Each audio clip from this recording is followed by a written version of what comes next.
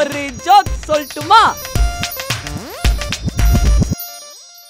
கல்யாணம் ஆகணும் கடவுளே, கல்யாணம் ஆகணும் கடவுளே, கல்யாணம் ஆகணும். எத்தனாவது வாட்டி? ஏய் எனக்கு இல்ல. ஓ பொண்ணுக்கா? அதானே பார்த்தேன்.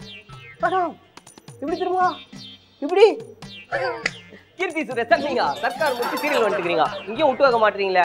என்ன பார்த்தா கீர்த்தி சுரேஷ் மாதிரி இருக்கேன். இல்ல என்ன பண்ணி தொழில் சொல்லி அவனுமே. அது ஒன்றும் இல்லை மேடம், இப்பெல்லாம் ஐஸ் வச்சாதான் யாருன்னா ஒரு வாய்ப்பு தேடி தருவாங்கன்னா மேடம் நான் எப்படியாவது காமெடியன் ஆகணும் மேடம்.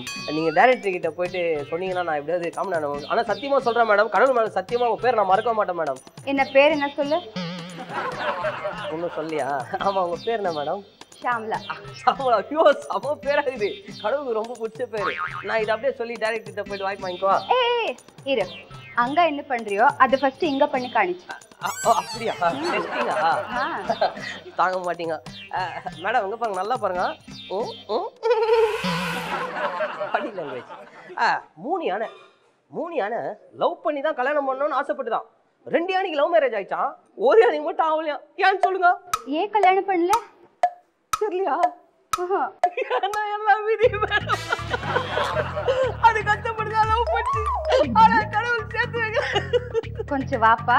டேரக்டர் மேடம், சில விஷயங்களே சாமி முன்னாடி சொல்லக்கூடாது. வா. ஆமாலா மேடம். அடிக்காதீங்க மேடம். ஐயோ அம்மா வலிக்குது. ஐயோ.